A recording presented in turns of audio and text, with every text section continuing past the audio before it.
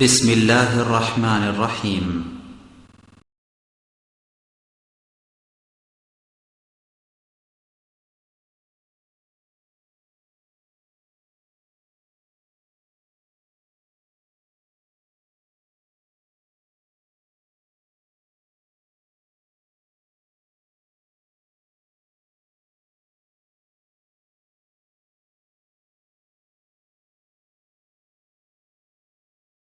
الحمد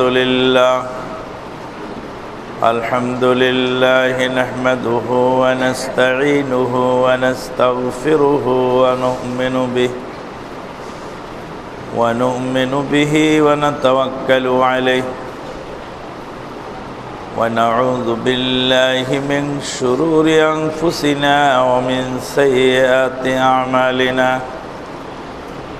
من يهده الله فلا مضل له ومن يضلل فلا هادي له، وأشهد أن لا إله إلا الله وحده لا شريك له، وأشهد أن محمدا عبده ورسوله الذي أرسله بالحق بشيرا ونذيرا وداعيا إلى الله بإذنه وسراجا منيرا. أما بعد، فإن خير الحديث كتاب الله، وخير الهدي هدي محمد صلى الله عليه وسلم، وشر الأمور محدثاتها، وكل محدثة بدعة، وكل بدعة ضلالة، وكل ضلالة في النار. أما بعد، فقد قال الله تبارك وتعالى في الكلام المجيد والفرقان الحميد بعد أعوذ بالله من الشيطان الرجيم: يا أيها الذين آمنوا اتقوا الله حق تقاته ولا تموتن إلا وأنتم مسلمون. يا أيها الناس اتقوا ربكم الذي خلقكم من نفس واحدة، وخلق منها زوجها، وبث منهما رجالا كثيرا ونساء. واتقوا الله الذي تساءلون به والأرحام، إن الله كان عليكم رقيبا. يا أيها الذين آمنوا اتقوا الله وقولوا قولا سديدا يصلح لكم أعمالكم ويغفر لكم ذنوبكم، ومن يطع الله ورسوله فقد فاز فوزا عظيما. وقال تعالى: وما نقموا منهم إلا أن يؤمنوا بالله العزيز الحميد الذي له ملك السماوات والأرض، والله على كل شيء شهيد. إن الذين فتنوا المؤمنين والمؤمنات ثم لم يتوبوا فلهم عذاب جهنم ওয়ালাহুম আযাবুল হারিক। ইন্নাল্লাযীনা আমানু ওয়া আমিলুস সালিহাত লাহুম জান্নাতুন তাজরি মিন তাহতিহাল আনহার যালিকাল ফাওজুল কাবীর। وقال تعالى فليحذر الذين يخالفون عن أمره أن تصيبهم فتنة أو يصيبهم عذاب أليم। আল্লাহ পাকের অশেষ মেহেরবানিতে গত জুমায় আমরা মুসলিম ভ্রাতৃত্ব সম্পর্কে আনসার এবং মুহাজিরদের মধ্যে যে অনুপম ভ্রাতৃত্ব আল্লাহ পাক সৃষ্টি করেছিলেন কোরআনুল কারীমের বদৌলতে, তার বিশদ আলোচনা আমরা শুনেছি। আজকের আলোচ্য বিষয় হলো ফিতনা। ফিতনা একটি শব্দ যেটা যেখানে সেখানে ব্যবহার হয়। যেমন পাগল একটা শব্দ, পাগল, এই পাগল তুই কি জানিস। তোর ভালো মানুষকেই মতের সাথে না মিলে পাগল বলে কি? সারা দুনিয়া চলছে একদিকে আর ও বলছে আর একটা। এখনই যদি বলেন যে রাসূলুল্লাহ সাল্লাল্লাহু আলাইহি ওয়াসাল্লাম 9ই রবিউল আউয়ালে জন্মগ্রহণ করছে, সেটা বাংলাদেশের মানুষ আপনাকে পাগল বলবে। এই পাগল কি বলে দেব, 12ই রবিউল আউয়ালে তো মুখস্থ। কোরআন কারীমে ৬২৩৬টি আয়াত আছে। কোরআন কারীমে ৬২৩৬টি আয়াত আছে। এরা বলে বলে পাগল বলে কি? ৬৬৩৬টি আয়াত। ১৪০০ বছর যাবৎ এই মুখস্থ বিদ্যার উপরই চলছে। যখনই মতের সাথে না মেলে তখনই যেমন সুস্থ মানুষকে পাগলেও পাগল বলে। আমাদের পাবনার পাগলাগারদ মেন্টাল হাসপাতাল, ওখানে গিয়ে দেখবেন পাগলকে পাগল বলে দেখেন তো খেপে যাবে, আপনাকে মারতে যাবে। বলে আমি পাগল না তুই পাগল? ওটা আমি পাগল, আমি এই দেশের প্রেসিডেন্ট। অনর্গল ইংরেজি বলছে, আরবি বলছে, আজান দিচ্ছে, বহুত কিছু। তার মানে একজন পাগল আর একজন সুস্থ মানুষকেও মতের সাথে না মিললে কি বলে? পাগল বলে। তো ফিতনা শব্দটা ঠিক এরকম, মানে যে যা পোষণ করে আছে ওটা হলো ঠিক সহি রাস্তা, আর যখনই তার বিপক্ষে কেউ কিছু বলবে কোরআন ও সহি হাদিসের আলোকেও যদি বলে তো বলছে ফিতনা করেন না মিয়া, সমাজের মধ্যে বিশৃঙ্খলা সৃষ্টি করেন, ফিতনা শুরু হয়েছে। জোরে আমিন বলা ফিতনা, রফুল ইয়াদাইন করা ফিতনা, পায়ের সাথে পা লাগানো ফিতনা, সহি হাদিস বর্ণনা করা ফিতনা। আরে ভাই, আপনি তো হিকমত বোঝেন না। হিকমত মানে কি? সত্যকে গোপন করা? জি না, সত্য কথাটাই এমন পদ্ধতিতে এমন উসলুবে উপস্থাপন করা যাতে ক্ষতির পরিমাণ কম হয়। রাসূলুল্লাহ সাল্লাল্লাহু আলাইহি ওয়াসাল্লাম, সাহাবায়ে কেরাম, সালাফে সালেহিন, আইম্মায়ে মুজতাহিদিন, আইম্মায়ে মুহাদ্দিসিন, আইম্মাতুত তাফাসির, তাদের চেয়ে তো আমরা বেশি ভালো বুঝি না। তারা এত সুন্দর উসলুব, এত চমৎকার বাক পদ্ধতি এবং কোরআন ও সহিহ হাদিসের আলোকেই তারা দ্বীনের দাওয়াত মানুষের সামনে তুলে ধরেছেন। তারপরেও তো সমাজের লোকেরা সেখানে গোলমাল বিশৃঙ্খলা করেছে। যদি গোলমাল বিশৃঙ্খলা আমার কথার কারণে হয়ে থাকে, যে আপনার কথা বলার ঢং নাই ওই জন্য গোলমাল লাগলো, তাহলে তো বলতে হয় যে সালাফে সালিহিনদের মধ্যে যত গোলমাল হয়েছে তাদেরও কথা বলার ঢং ছিল না।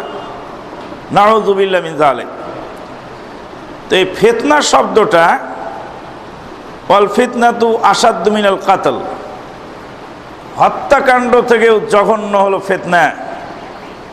এই দলিল দিয়ে, এই আয়াত দিয়ে যখনই কেউ হক কথা বলার চেষ্টা করে সমাজে, আর সমাজের লালিত ধর্মবিশ্বাস এবং পপুলার ইসলাম ও গতানুগতিক গড্ডালিকা প্রবাহে গা ভাসিয়ে দেওয়া ভাসমান জনগোষ্ঠী তখন তাদেরকে বলে এই লোকটা ফিতনাবাজ, লোকটা আমাদের সমাজের মধ্যে ফাটল ধরিয়েছে, গোলমাল করেছে, ইত্যাদি ইত্যাদি।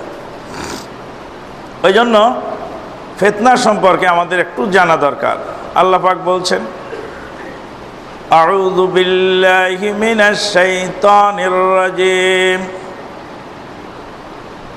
ওয়ামা নাকামু মিনহুম ইল্লা আইয়ুমিনু বিল্লাহিল আজিজিল হামিদ। তাদেরকে শাস্তি দেওয়া হয়েছে শুধুমাত্র একটি কারণে, তা হলো আজিজুল হামিদের উপরে তারা ঈমান এনেছিল। আজিজুল হামিদের উপরে তারা ঈমান এনেছিল, এই কারণে তাদেরকে শাস্তি দেওয়া হয়েছে। কাদেরকে? সম্রাট দাকিয়ানুসের আমলে যেই সমস্ত নরশার্দুল যুবকেরা ইসলাম গ্রহণ করেছিলেন, অসহায় নারী এবং নাবালক শিশু সন্তান সহ তাদেরকে ঈমান আনার কারণে আগুনে পুড়িয়ে হত্যা করা হয়েছিল। সহিহ মুসলিমের হাদিসে যার বিশদ বর্ণনা এসেছে। প্রচলিত ধর্মবিশ্বাস এবং তদানীন্তনকালের ক্ষমতাধরদের সাথে ঐক্যমত না হওয়ার কারণে, তাদের বিরোধী আকীদা পোষণ করার কারণে তাদেরকে জ্বলন্ত আগুন তৈরি করে অগ্নিকুণ্ডে অগ্নিগহ্বরে নিক্ষেপ করা হয়েছিল। আল্লাহ পাক সূরাতুল বুরুজের মধ্যে তাই বলছেন, কুতিলা আসহাবুল উখদুদ, গর্ত খননকারী ওই সমস্ত জালেমরা নিহত হোক, ধ্বংসপ্রাপ্ত হোক। ধ্বংসপ্রাপ্ত হয়েছে দুনিয়ায়, পরকালে ধ্বংসপ্রাপ্ত হোক বিচারের কাঠগড়ায়। এটা আল্লাহর পক্ষ থেকে বিশেষ ধরনের হুঁশিয়ারি।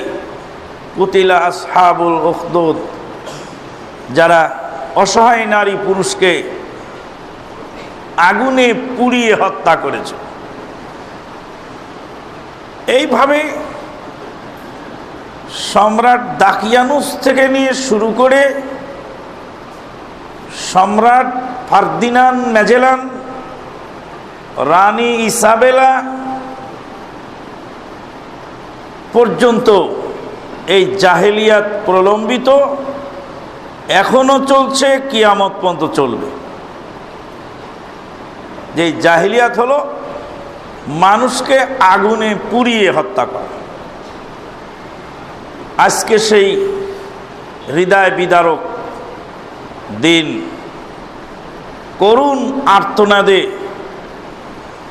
স্পেনের মাটি যেদিন প্রকম্পিত হয়েছিল, আকাশ বাতাস ভারী হয়েছিল, মানুষের মর্মদন্ত চিৎকারে হাহাকারে আগুন দিয়ে মানুষ পুড়িয়ে হত্যা করা। সে তো বেদিনেরা মানুষকে পুড়িয়েছিল, মুসলিমদেরকে মিথ্যা আশ্বাস দিয়ে নাজাতের পথ বলে, পরিত্রাণের রাস্তা বলে, তোমরা তোমাদের মসজিদে গিয়ে আশ্রয় গ্রহণ করো, তোমাদেরকে বেকসুর ছেড়ে দেওয়া হবে, তোমাদের কোনো সমস্যা নেই, বেকসুর ছেড়ে দেওয়া হবে, তোমাদের কোনো সমস্যা নেই। সরল সোজা সরল প্রাণ ধর্মবিশ্বাসী মুসলিম তারাই বাতিলের মিথ্যা আশ্বাস পেয়ে মসজিদে গিয়ে আশ্রয় নিয়েছিলেন। মসজিদের দরজা জানালা বন্ধ করে, পেট্রোল ঢেলে, তালাবদ্ধ করে ইউরোপের মাটিতে লক্ষ লক্ষ মুসলিম নারী পুরুষ শিশু অসহায় মানুষকে পুড়িয়ে হত্যা করা হয়েছিল আজকের এই দিনে।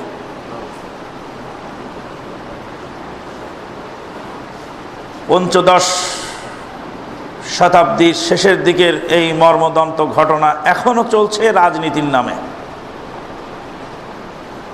কে কার উপরে দোষ চাপায় সেটা চাপাক, অসুবিধা নেই। কে কার উপরে দোষ চাপায় সে চাপাক, অসুবিধা নেই। দুনিয়ার মানুষ বুঝতে পারে না কে কাকে পুরায়। বহু সময় দেখা যায় যে নিজের দলের লোককে পুড়িয়ে, নিজের দলের লোককে হত্যা করে, নিজের দলের লোকের বাড়িতে আগুন দিয়ে প্রতিপক্ষের বিরুদ্ধে মামলা খাড়া করা হয়। বহু জায়গায় দেখা যায় এর জ্বলন্ত নজির প্রমাণ।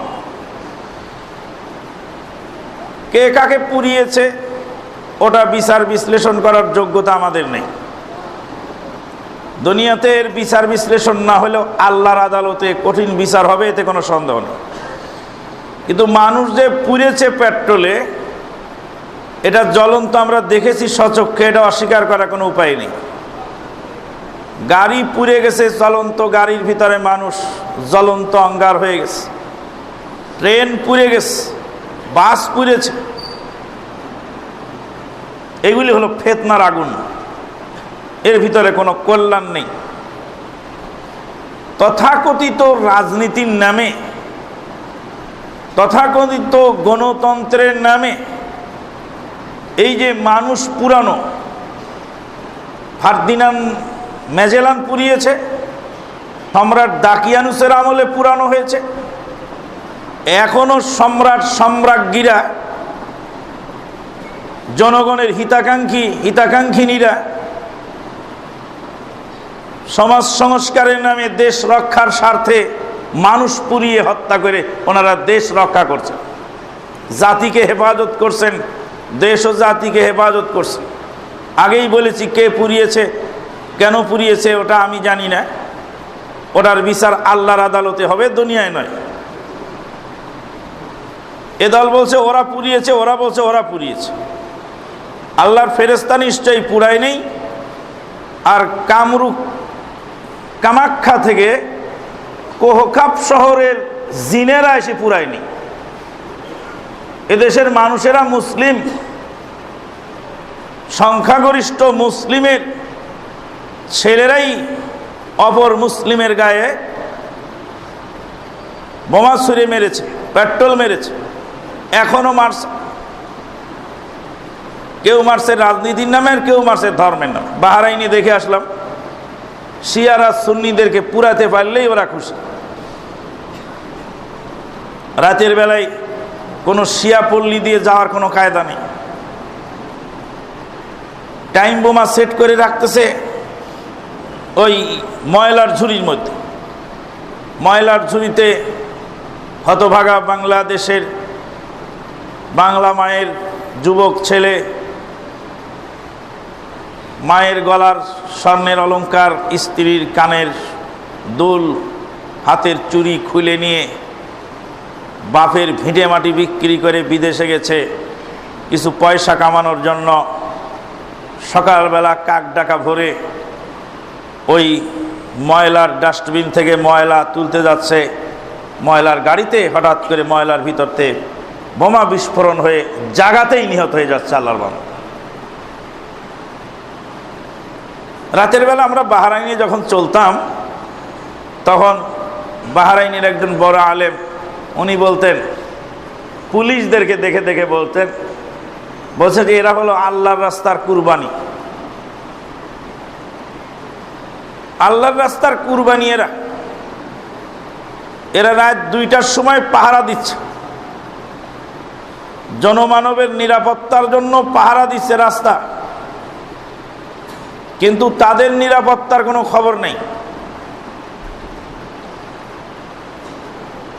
আমাকে মাঝে মাঝে বলতেন, তুমি একটু গাড়ি থেকে নামো তো দুপুর বেলায়, নেমে একটু রোডে দাঁড়াও তো কেমন লাগে। রোডের বালুগুলি গরম হয়ে গেছে, বালুর উপরে ধান দিলে ক্ষয় হয়ে যাবে। লু হাওয়া প্রবাহিত হচ্ছে, এই অবস্থায় ওই হতভাগা মায়ের সন্তান একমুঠ খাদ্যের অভাবে সে পুলিশের দায়িত্ব পালন করছে, রাস্তার মধ্যে ঠায় দাঁড়ায় রয়েছে রোদের মধ্যে। আমাকে আমার শায়েখ বলছেন, তুমি গাড়ি থেকে একটু নামো তো, নেমে একটু রোডের উপর দাঁড়ায় থাকো তো, 5 মিনিট কেমন লাগে। এই লু হাওয়াকে উপেক্ষা করে, এই প্রচণ্ড দাবদাহকে উপেক্ষা করে ভর দুপুরবেলা এরা ডিউটি করছে। প্রচণ্ড ঠান্ডাকে উপেক্ষা করে এরা ডিউটি পালন করছে। এরা দেশ ও জাতির শৃঙ্খলা রক্ষার জন্য এরা কাজ করছে। কিন্তু এরা জানে না এদের হায়াত কতটুকু। কখন যেন একটা মোলোটোপ এসে পেট্রোল বোমা এসে ওদের গায়ের উপরে পড়ে, আর কখন যেন জাগায় জ্বলে পুড়ে ছারখার হয়ে মারা যায়। বলছিলাম যে কাফেররা মেরেছিল, অমুসলিমরা মেরেছিল, মুসলিমদেরকে পুড়িয়ে হত্যা করেছে। এখন আর অমুসলিমরা মারে না। ওই জন্য ব্রিটিশ যখন এদেশ থেকে চলে যাওয়ার সময় বলছিল, এদেশে বাঁশ লাগায় গেছি আমি। এই বাঁশ এক মুসলিম আর এক মুসলিমের বিরুদ্ধে ব্যবহার করবে। ক্ষমতার দ্বন্দ্ব, গণতন্ত্রের লড়াই, দেশ জাতির রক্ষার লড়াইয়ের নামে মুসলিমরা মুসলিমকে হত্যা করবে। রাসূলুল্লাহ সাল্লাল্লাহু আলাইহি ওয়াসাল্লাম বলছেন, লা তারজিউ বাদি কুফারা, সহিহ মুসলিমের হাদিস। আমি মারা যাওয়ার পরে তোমরা কাফের হয়ে মুরতাদ হয়ে ফিরে যেও না। ইয়াদরিবু রিকাবা বাদিকুম বাদা, এক মুসলিম আর এক মুসলিমের গর্দারে আঘাত হেনো না। আমি রাসূল এবং আল্লাহর বিধানে কিয়ামত পর্যন্ত মুসলিমের বিরুদ্ধে মুসলিমের যুদ্ধ বিগ্রহ মারামারি, তাদের অর্থ সম্পদ টাকা পয়সা এক বিন্দু রক্ত পরিমাণ হারাম একজন মুসলিম আর এক মুসলিমের উপরে আক্রমণ করতে পারে না। কঠিন ব্যাপার, জটিল ব্যাপার। আজকে সম্রাট দাকিয়ানুসের সেই জাহেলিয়াত, ফার্দিনান্দ ম্যাজেলানের জাহেলিয়াত, রানী ইসাবেলার জাহেলিয়াত, ইসলাম পুনরুদ্ধারের নামে শিয়ারা সুন্নিদেরকে পুড়িয়ে হত্যা করছে। অমুসলিমেরা মুসলিমদেরকে পুড়ায় দুনিয়াবি স্বার্থে, ক্ষমতা দখলের আশায়, আর মুসলিমরা মুসলিমদেরকে পুড়ায় অধিকাংশ ক্ষেত্রে ধর্মীয় উন্মাদনার কারণে। ধর্মীয় উন্মাদনার মতো ভয়াবহ জিনিস দুনিয়ায় কম আছে। ধর্মীয় উন্মাদনা, কারণ ওর কিতাবে লেখা আছে যে কোনো সুন্নিকে মারতে পারলেই তোমার নেকি। যদি মারতে না পারো তুমি কোনো সুন্নিকে, তাহলে বাহাবা বলে অথবা মারহাবা বলে ওর পিঠের মধ্যে এক থাপ্পড় মারো, আর মনে মনে নিয়ত রাখো যে 5 আঙ্গুল দিয়ে 5টা বেত্রাঘাত তাকে করলাম, তাও তোমার কিছু নেকি হবে। এর হলো শিয়াদের ধর্ম বিশ্বাস, তাদের কেতাবে লেখা। এটা হলো তাদের আকীদা, সে আকীদার কথা তারা তুলে ধরেছে। বন্ধুগণ, আল্লাহ পাক বলছেন, আউযু বিল্লাহি মিনাশ শাইতানির রাজিম ওয়া মা নাকামু মিনহুম ইল্লা আন ইউমিনু বিল্লাহিল আজিজিল হামিদ। ওদের যেই শাস্তি দেওয়া হয়েছে, শাস্তি দেওয়ার মূল কারণ হলো আজিজুল হামিদের উপরে ঈমান আনা।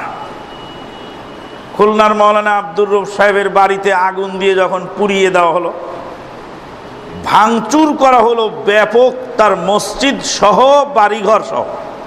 ওনাকে পেলেই সেদিন হত্যা করা হতো। সবুজ পাগড়ি মাথায় দিয়ে, গজারির লাঠি নিয়ে, নারায়ে তাকবীর আল্লাহু আকবার স্লোগান দিয়ে মাওলানা মুফতি আব্দুর রউফ সাহেবের কিতাবগুলি আলমারি থেকে বের করে ডাস্টবিনে ফেলতেছিল আর আগুন দিয়ে পুড়াচ্ছে। পিছনে মুফতি মহোদয় ফতোয়া দিচ্ছেন আর সামনে জনগণ কাজ করছে, মুরিদান কাজ করছে। মুরিদানেরা বলছে যে হুজুর এ তো কোরআন। আরে কোরআন কিসের? ওটা আব্দুর রউফের বানানো কোরআন। এই কোরআন আব্দুর রউফের বানানো, ওটা ফেলে দে, ওটাকে নর্দমায় ফেলানোটাই উচিত। অপরাধ কি ছিল? অপরাধ, তিনি বই লিখেছিলেন, তার বইতে লেখা ছিল আল্লাহর হাত আছে, আল্লাহর পা আছে, আল্লাহর চোখ আছে, আল্লাহর চোখ দিয়ে দেখেন, আল্লাহর আকার আছে, আল্লাহর চেহারা ইমানদারেরা হাসরের মাঠে দেখতে পাবে।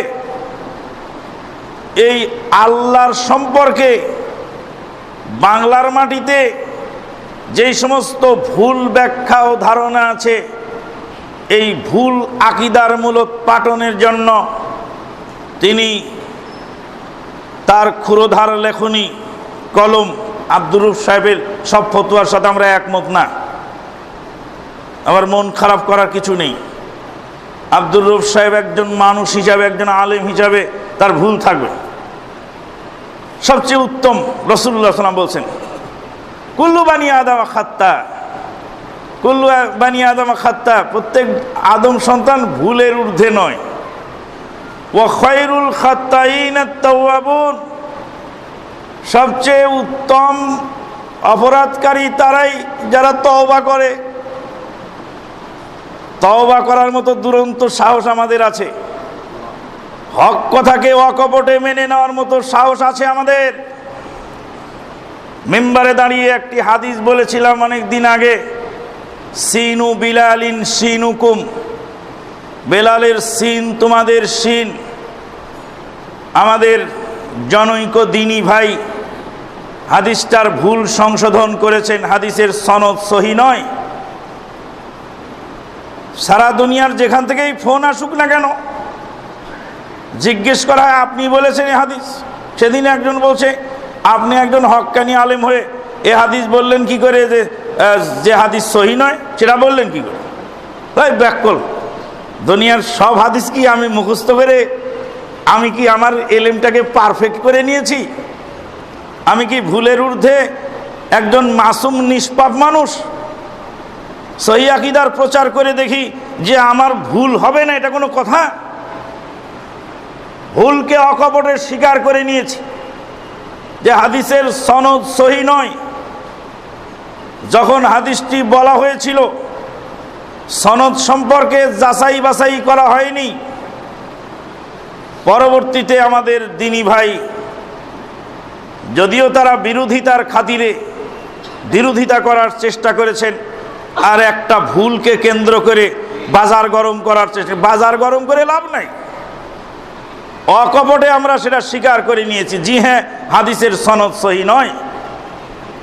বললেন কেন? ভুল হয়ে গেছে। এতদিন মরার বাড়িতে খেতেন, এখন খাবেন না কেন? আমাদের গ্রামেরই এক লোক ধরছিল যে সারা জীবন খেয়ে আসলেন, এখন খাবেন না কেন? সারা জীবন বুঝি নাই তাই খেয়েছি, এখন ছেড়ে দিয়েছি। এতকাল শবে বরাত খেলেন, এখন খাবেন না কেন? শবে বরাত বেদাত ছিল, জানা ছিল না, এখন স্বীকার করে নিয়েছে। এতকাল খেয়েছি, এখন আর খাবো না। শবে বরাত খেয়েছি, মুনাজাত করেছি, প্রচলিত মুনাজাত, সম্মিলিত মুনাজাত করে অনেক টাকা পয়সা কামাই করেছি। শবে বরাতের রাত্রি যাপন করে মানুষের বাড়িতে দাওয়াত খেয়ে অনেক পয়সা কামাই করেছি। মরা বাড়ির ফয়তা খাওয়ার জন্য আগে যায় বসে থাকছে। সেদিন এক ভাই বললেন যে, বলে খালি গরু খেলে যদি মুসলমান হওয়া যায় তাহলে শগুন হলো বড় মুসলমান। হ্যাঁ, শগুন জেন্দা গরুও খায়, মুর্দা গরুও খায়। হ্যাঁ, জিন্দার বাড়িতেও খাও, মুর্দার বাড়িতেও খাও। এগুলি সব আমরা ছেড়েছি। কেন? যখনই বুঝতে পেরেছি এটা ভুল, হ্যাঁ, আমাদের ভুল থাকলে আমাদেরকে ধরিয়ে দিবেন, আমরা অকপটে সেগুলি মেনে নিতে আমরা আগ্রহী আছি ইনশাআল্লাহ। কারণ পরকাল আমরা হারাতে রাজি নই। একটা ভুল পেয়ে 10টা সহি বক্তব্যকে ঠেকানোর চেষ্টা করবেন, এরকম ঠেকানোর সুযোগ নেই আপাতত। আল্লাহ পাক বলছেন, ওয়ামা নাকামু মিনহুম ইল্লা আইয়ুমিনু বিল্লাহিল আজিজিল হামিদ।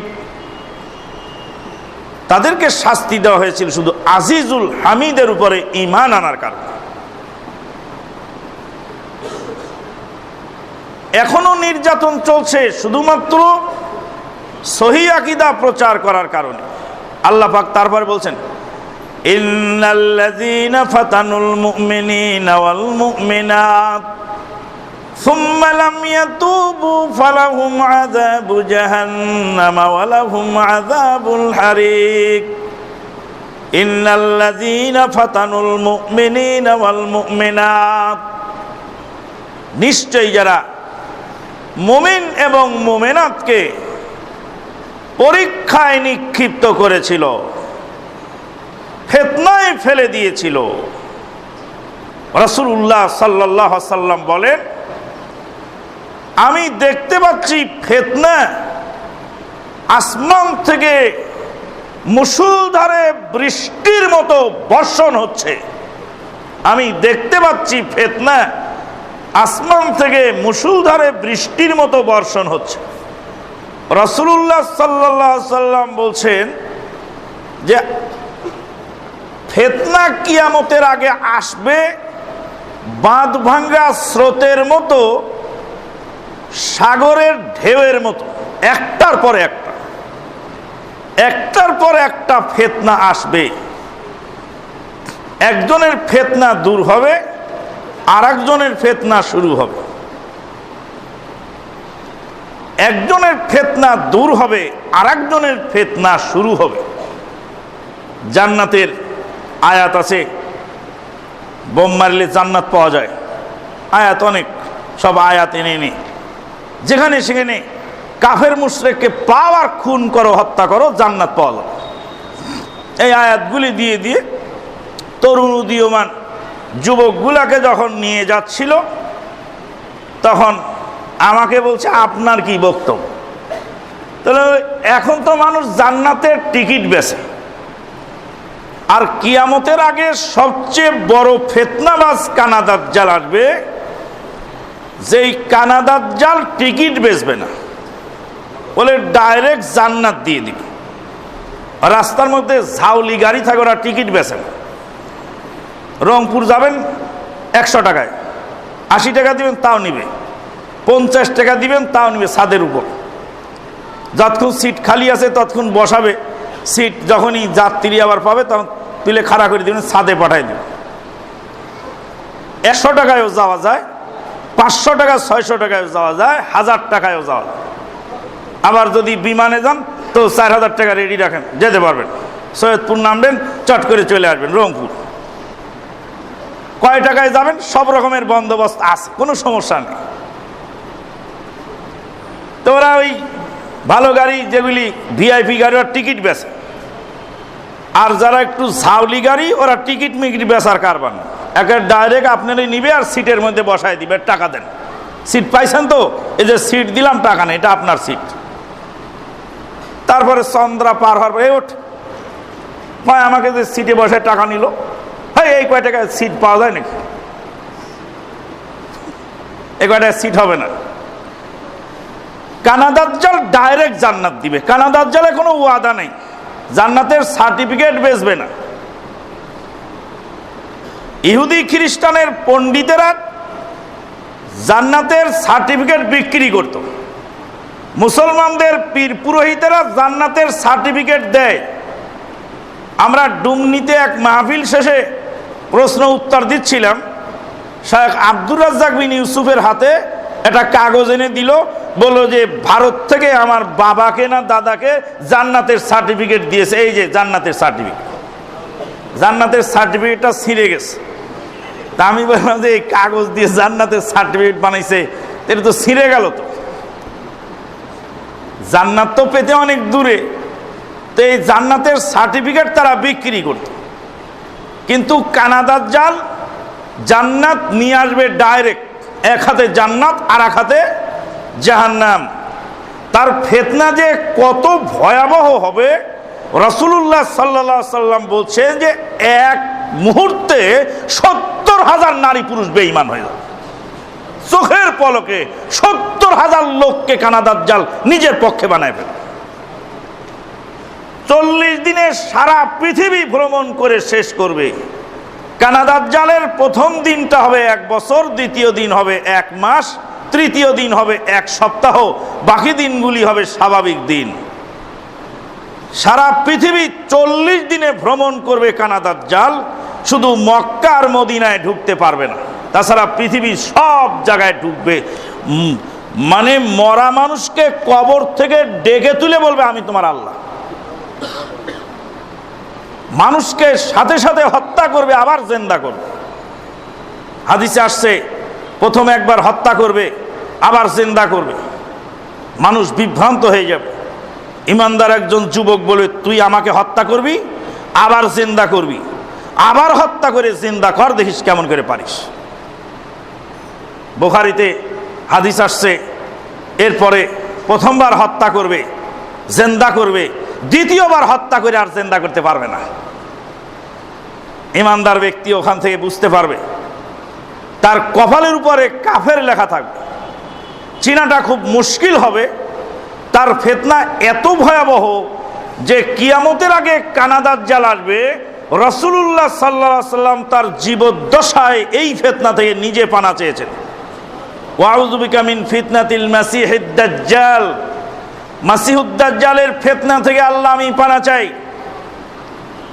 আজকে মাসিহুদ দাজ্জাল যেমন আল্লাহ বলে নিজেকে দাবি করবে, এরকম কিয়ামতের আগ পর্যন্ত অনেক মানুষ আসবে যারা মানুষকে নাজাতের পথ দেখাবে, ত্রাণকর্তা হিসাবে তাদেরকে ফিতনায় ফেলে দেবে। আল্লাহ রাব্বুল আলামিন বলেন ফালইয়াহযারিল্লাযীনা ইউখালিফুনা আন আমরিহি। তাহলে ফিতনা থেকে বাঁচার উপায়, ফিতনা থেকে বাঁচার উপায় একটাই, সেটা হলো কোরআন এবং সহিহ হাদিস সালাফে সালেহিনের বুঝ অনুযায়ী গ্রহণ করা। ফালইয়াহযারিল্লাযীনা ইউখালিফুনা আন আমরিহি আন তুসিবাহুম ফিতনাতুন আও ইউসিবাহুম আযাবুন আলীম। ওদেরকে সতর্কবাণী জানিয়ে দাও যারা কোরআন এবং সহিহ হাদিস আসার পরে সেটাকে অবজ্ঞা করে। কোরআন এবং সহিহ হাদিস যারা মানে নেই, যারা জানে নেই, বোঝে নেই, যাদের কাছে দলিল পৌঁছে নেই, আল্লাহ পাক তাদের জন্য শুভ সংবাদ দিয়েছে। উলাইকা ইউবাদদিলুল্লাহু সাইয়্যাতিহিম হাসানাত, উলাইকা ইউবাদদিলুল্লাহু সাইয়্যাতিহিম হাসানাত। যারা ভুল বুঝে তওবা করে ফিরে এলো, তাদেরকে আল্লাহ পাক তাদের পাপগুলিকে নেকিতে বদলায় দেবেন। যত টাকা খাজার ডেকে দিয়েছেন, এটা ভুল বুঝতে পেরে যেদিন তওবা করে ফিরে আসবেন, সমস্ত টাকাকে আল্লাহ পাক দানের খাতে ব্যয় করে দেবেন। যত শিরক বিদআতের কাজ জীবনভর করেছেন, তওবা করে ফিরে এলে ওই সমস্ত পাপ কাজকে আল্লাহ পাক নেকিতে বদলায় দিবেন।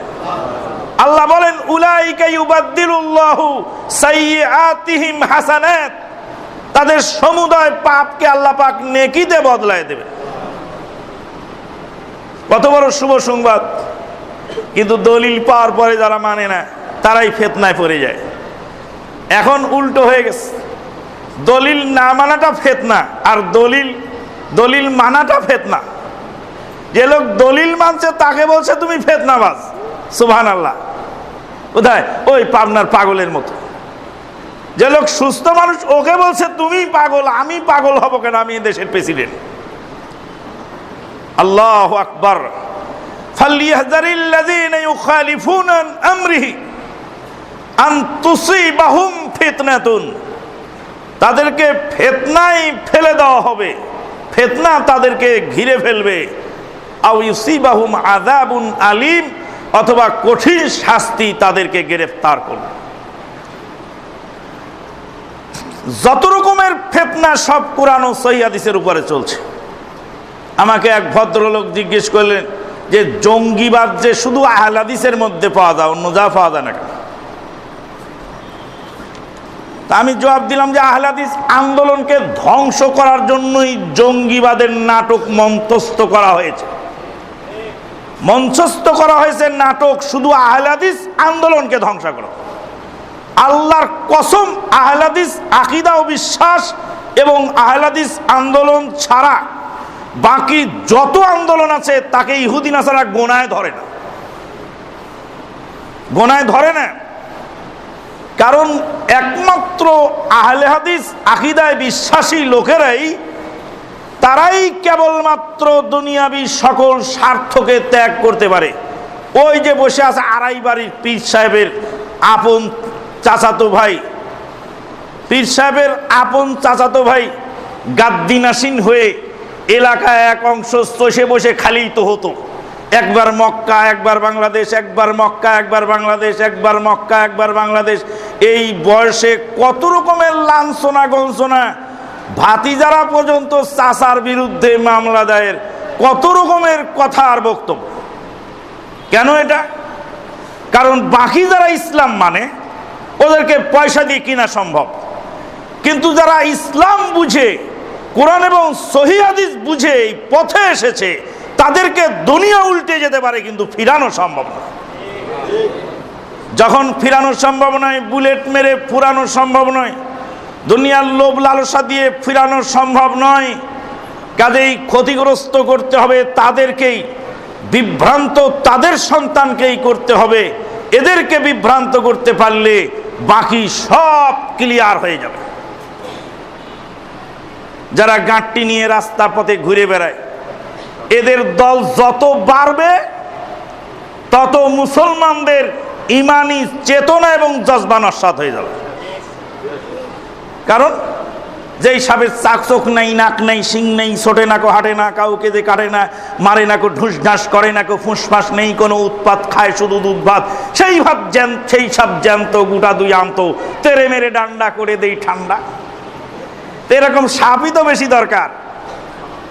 ব্রিটিশরা যাওয়ার সময় যে দুই ষড়যন্ত্র দেশের মাটিতে রেখেছে, তার এক নাম্বার হলো এই গাঁট্টি পার্টি, আর এক নাম্বার হলো কাদিয়ানি।